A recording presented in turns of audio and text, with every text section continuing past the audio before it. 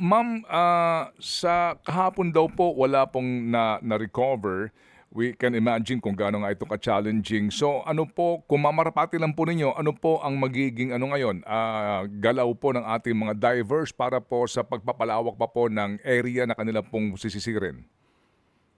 So sa search area po natin kahapon, Manong Ted, ay mag-extend lang po tayo pa kanan, up to 10 to 20 meters. So we are using, ang ating technical divers is using po yung jack-based search po.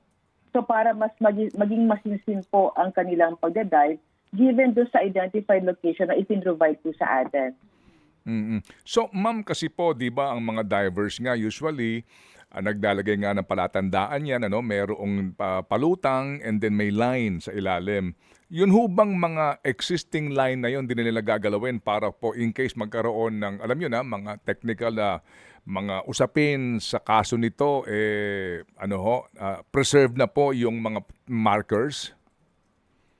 That's the reason why, Manong Ted, no? Kaya tayo meron tayong SOCO. Again, this investigation po, ang buong operation po ng Philippine Coast Guard, this is a whole government approach po.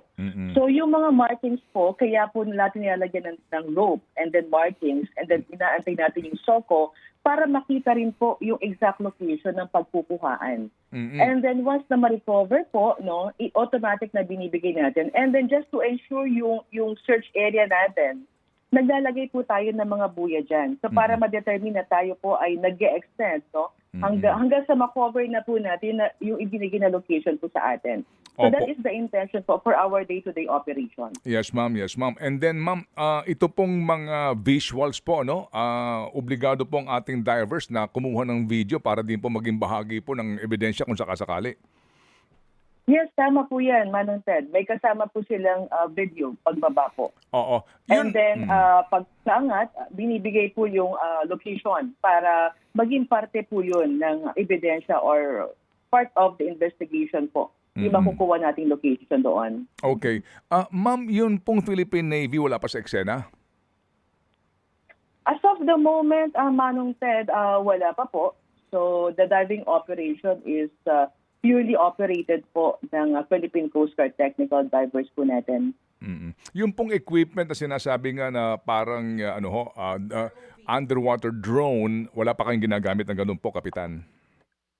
Manong Ted, inaasahan natin yung pagdating ng ating underwater remotely operated vehicle ngayong araw. That's coming from Navy or ito na po yung galing sa Japan, ma'am? Yan po ay pag-aari, Manong Ted, ng Philippine Coast Guard. Initially, yan po ay naka-installed sa isa sa mga malalaking barko po natin.